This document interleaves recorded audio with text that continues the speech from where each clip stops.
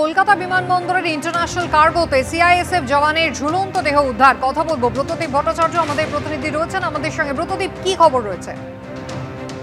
দেখো, আজকে সকাল 10:40 নাগাদ ইন্টারন্যাশনাল কার্গোর যে বিল্ডিং, সেই বিল্ডিং এর মধ্যেই একজন সিআইএসএফ জওয়ানের ঝুলন্ত দেহ পাওয়া গিয়েছে। স্বাভাবিকভাবেই এই ঘটনা নিয়ে ইন্টারন্যাশনাল কার্গোতে চাঞ্চল্য ছড়ায়।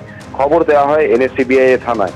এনএসসিবিআই থানার পুলিশ এসে দেহটি উদ্ধার করেছে, সেটিকে ময়নাতদন্তের জন্য পাঠানো হয়েছে। যেটা প্রাথমিকভাবে পুলিশ মনে করছে যে আত্মহত্যার ঘটনা হতে পারে, কিন্তু সমস্ত দিক তারা খতিয়ে দেখছেন যে কিভাবে এই ঘটনা ঘটতো, আত্মহত্যা হয়ে থাকলেও সেটা কেন, এবং এই যে নিহত যে সিআইএসএফ জওয়ান তার পরিবারের সঙ্গে যোগাযোগ করা হয়েছে এবং তাদের থেকে সমস্ত তথ্য জানতে চেষ্টা করা হচ্ছে। তার পাশাপাশি সিআইএসএফ জওয়ানদের মোবাইল থেকে কিছু তথ্য পাওয়া যেতে পারে, এমনটাই আশঙ্কা করছে পুলিশ। সেই জন্য মোবাইলেরও খোঁজ করা হচ্ছে এবং গতকাল রাতে কার কার সঙ্গে কথা বলেছিলেন তিনি এবং কোথায় কোথায় ছিলেন, সে সমস্ত গোটা বিষয়গুলি খতিয়ে দেখা হচ্ছে। আত্মহত্যা নাকি এর নেপথ্যে অন্য কোনো রহস্য রয়েছে, সেই বিষয়টি কিন্তু পুলিশ খতিয়ে দেখছে। আপাতত দেহটি ময়নাতদন্তের জন্য পাঠানো হয়েছে। তবে জানিয়ে রাখি, কয়েক মাস আগে এই ইন্টারন্যাশনাল পাশেই 4 নম্বর যে গেট, সেই 4 নম্বর গেটের উপর যে ওয়াচ টাওয়ার ছিল, সেইখানেও একজন সিআইএসএফ জওয়ান, তিনি সার্ভিস যে রাইফেল ছিল, সেই রাইফেল থেকে গুলি চালিয়ে আত্মঘাতী হয়েছিলেন। তার কয়েক মাসের মধ্যেই আবার এই একই জায়গায়, কাছাকাছি জায়গার মধ্যে একই ঘটনা।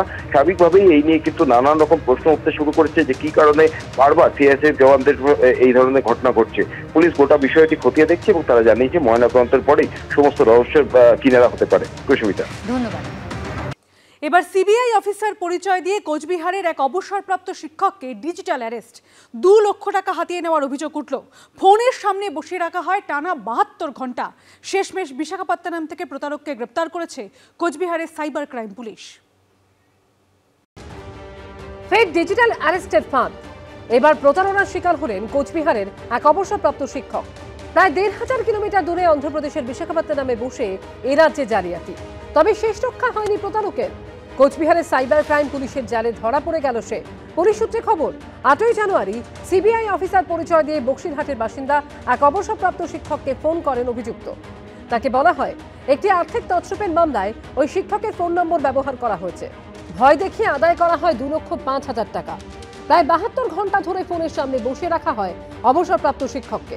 এরপর 12ই জানুয়ারি বক্সিরহাট থানায় অভিযোগ দায়ের করেন তিনি। ব্যাংক অ্যাকাউন্টের তথ্য খতিয়ে দেখে বিশাখাপত্তনম থেকে অভিযুক্ত পিল্লা নানিকে গ্রেফতার করে কোচবিহারের সাইবার ক্রাইম পুলিশ। তার থেকে আরও টাকা চাওয়া হয়েছিল এবং 72 ঘন্টা তাকে ফোনের সামনে, মোবাইল ফোনের সামনে বসে থাকতে বাধ্য করা হয় সিবিআই পরিচয় দিয়ে। কিন্তু পরের দিন তিনি ভুল বুঝতে পারেন এবং আর টাকা না দিয়ে তিনি আমাদের পুলিশের দ্বারস্থ হন। যে ইয়েতে অ্যাকাউন্টে ট্রান্সফার হয়েছিল টাকা, সে অ্যাকাউন্টের আমরা ডিটেলস বার করি এবং আনুষঙ্গিক আরও কিছু তথ্য আমরা বার করি। নিয়ে আমাদের সাইবার ক্রাইম থানার অফিসাররা যায় বিশাখাপত্তনম এবং সেখান থেকে আমরা যে এই তছরূপ করেছিল, যে এই প্রতারক, সেই পিল্লা নানি 33 বছর বয়স্ক এই ব্যক্তিকে আমরা গ্রেপ্তার করতে সক্ষম হই। ডিজিটাল অ্যারেস্ট নিয়ে সতর্ক করেছেন প্রধানমন্ত্রী। সচেতনতা বাড়াতে লাগাতার প্রচার চালাচ্ছে প্রশাসন, কিন্তু তার মধ্যেও প্রতারণা চলছে। শুভেন্দু ভট্টাচার্যের রিপোর্ট, এবিপি আনন্দ, কোচবিহার।